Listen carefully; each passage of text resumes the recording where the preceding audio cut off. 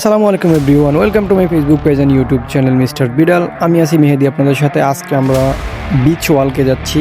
Beach ওয়াল means সমুদ্রের পাড়ে যাচ্ছি, এদিক সেদিক ঘুরবো, নেচার দেখবো, ওয়েদার দেখবো। ওয়েদারটা খুবই বেশি সুন্দর, আর তার জন্যই হচ্ছে ভিডিওটা করা। ভিডিওর মাঝখানে অনেকগুলো গল্প বলা হবে, অনেকগুলো কথা বলা হবে, গোছালো অগোছালো, কিন্তু রাগ করা যাবে না, রাগ করলে সমস্যা। যদি ভালো লাগে তাহলে অবশ্যই ফেসবুক পেজ এবং ইউটিউব চ্যানেলে লাইক করবেন, শেয়ার করবেন এবং সাবস্ক্রাইব অ্যান্ড ফলো করবেন। কথা না বাড়িয়ে চলে যাওয়া যাক মেইন ভিডিওতে।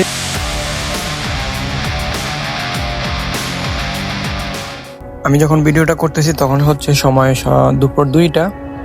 আজকে দিন ছিল শুক্রবার।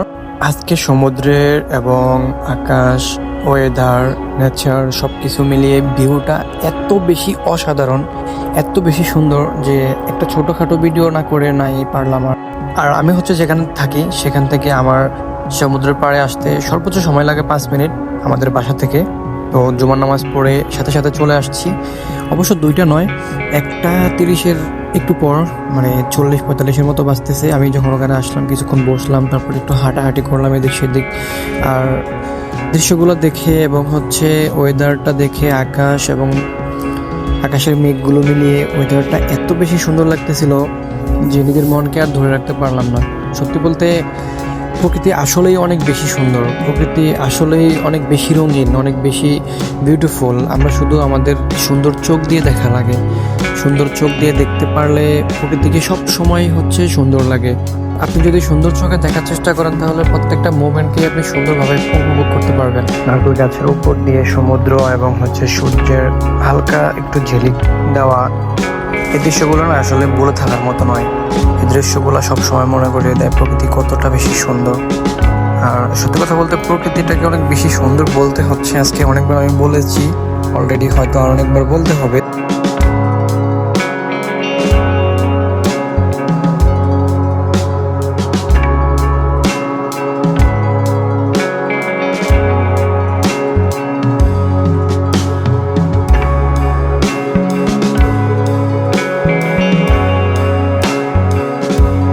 আমরা এই দৃশ্যটা দেখতে দেখতে আমি যদি আরেকটু সামনের দিকে যাই, আমি একটু সমুদ্রের খুব কাছ থেকে একটা ভিউ দেখানোর চেষ্টা করব, যে ভিউটা অনেক বেশি অসাধারণ হয়েছে এবং অনেক বেশি সুন্দর হয়েছে।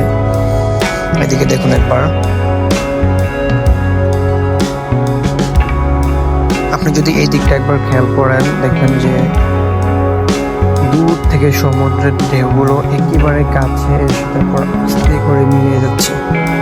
আসলে অনেক সুন্দর লাগে যখন কাছ থেকে দেখতেছি, অথবা নিজের চোখ দিয়ে দেখলে আরো বেশি সুন্দর লাগে। কিন্তু সবাই তো সমুদ্রের পাড়ে থাকে না বা আসে না, যাদের আসা হয় তারা অবশ্যই দেখে। আর আরেকটা কথা হচ্ছে, সবসময় একটা অ্যাডভাইস দিয়ে রাখবো, সেটা হচ্ছে কখনো সময় থাকলে সমুদ্রের পাড়ে আসবেন। সমুদ্রের পাড়ে আসলে আসলেই মন ভালো হয়ে যায়। বিশেষ করে আমি যত সময় আসি, যত বাড়ি যাই, প্রত্যেকটা বার আমি ওখানে গেলেই মনটা ভালো হয়ে যায়। আর তাছাড়া মন ভালো না হওয়ার তো কিছু নেই, তাই না? এত সুন্দর সমুদ্রের ঢেউ, নীল আকাশ, সাথে হালকা মেঘ, অনেক সুন্দর বাতাস আসতেছে, এত সুন্দর একটা ওয়েদার। এমন ওয়েদারে হচ্ছে একটু ঘোরাঘুরি না করলে, একটু সময় যদি প্রকৃতিকে না দিতে পারি, তাহলে নিজের কাছে কেমন লাগে না? ব্যাপারটা একটু অন্যরকম লাগতেছে না? সব কিছু মিলিয়ে আসলে এই জন্যই বাইরে আসা আর একটু ঘুরে ফিরে যাওয়া। তার থেকে বড় কথা হচ্ছে আমি আসলে মানে ব্লগিং টাইপের ভিডিও বা একটু ঘোরাফেরা করা, এর সাথে মিলে একটু কিছু ভিডিও বানানো, কন্টেন্ট টাইপের যে বিষয়টা, এটা হচ্ছে শুরু করতেছি। তার জন্য আসলে নিজের কাছেও হচ্ছে একটু এলোমেলো লাগতেছে, ঠিকমতো গুছিয়ে কথা বলতে পারতেছি না, কখন কীভাবে কথাটা বলতে হবে বা কোন কথা থেকে শুরু করতে হবে, এটা নিজের কাছেও আসলে একটু অন্যরকম লাগতেছে। এই হচ্ছে কথা। আমি যখন এই জায়গাটাতে আসছিলাম তখন এখান থেকেও একবার দেখুন সমুদ্রটাকে কত সুন্দর দেখা যাচ্ছে। অনেকগুলো ছোট ছোট ব্লক আছে, ব্লকগুলোর উপর দিয়ে যখন আমি কাছে যাওয়ার চেষ্টা করছিলাম একবার, কিন্তু যাই নাই, কেননা আমার আরেকজন বন্ধু ছিল, 2জন বন্ধুর সাথে আসছিলাম। এই যে ওরা হচ্ছে যাওয়ার জন্য মানা করতেছে, বলতেছে যে উপর থেকেই ভিডিও করবে এবং উপর থেকেই ভিডিও করার জন্য। তো তার জন্য হাঁটতেছি, কি করব, হাঁটতেছি, চলতেছি, ভিডিও হচ্ছে। কি সুন্দর আকাশ, আর আকাশের সাথে মেঘের যে নীলিমাগুলো একেবারে মিশে যাচ্ছে। আমার বন্ধুও ভিডিও করতেছে। অনেকগুলো পাখি, এগুলো হচ্ছে গাংচিল আর কি, এগুলোও উঠতেছে। ছোটো ছোটো মাছ খায় গাংচিলগুলো। তো কিন্তু আমি সৌদি আরবে আসলে আসার পরে খুব একটা বেশি গাংচিল দেখি নাই। একদিন হচ্ছে অনেক বেশি ঢেউ ছিল, সমুদ্র ওই দিন অনেক বেশি উত্তাল ছিল, বৃষ্টি ছিল, তো অনেক বেশি ঝড় তখন ছিল। ওই দিন অনেকগুলো গাংচিল দেখেছিলাম, কিন্তু আজকে দেখি নাই। আমি আসলে কথা বলতে ফাইনালি নিচেই নেমে গেছি, কারণ সমুদ্রের পানির সাথে না মিশতে পারলে ভাল লাগে না। সব থেকে বড় কথা হচ্ছে এই পানিগুলো একটু লবণাক্ত, হালকা হালকা লবণের মতো মুখে নিলে আর কি লাগে। আমি অনেকদিন গোসল করছি, আমি আমার বন্ধুরা মিলে অনেকদিন গোসল করেছিলাম এখানে। আজকে তো আর গোসল করি নাই, এমনিতেই হাঁটতেছিলাম।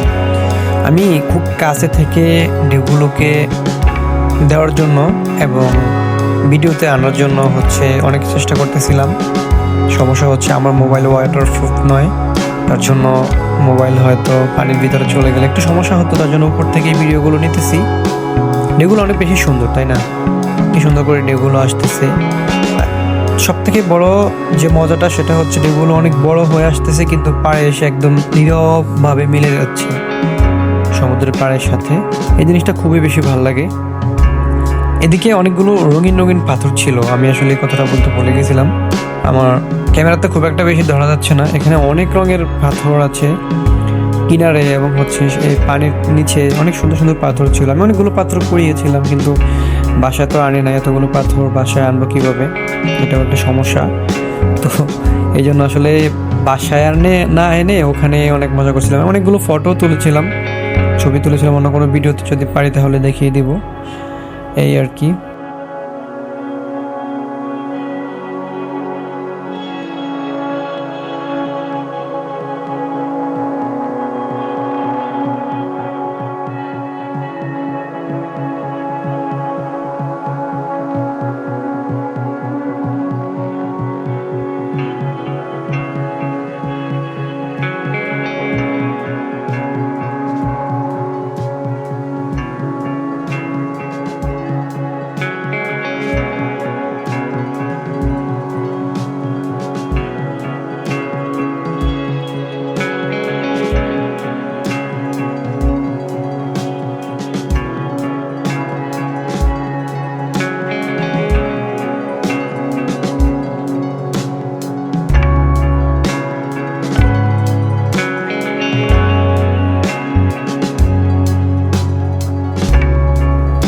ওকে, দেখা হবে অন্য কোনো সময়, মিলবো অন্য কোনো সময়।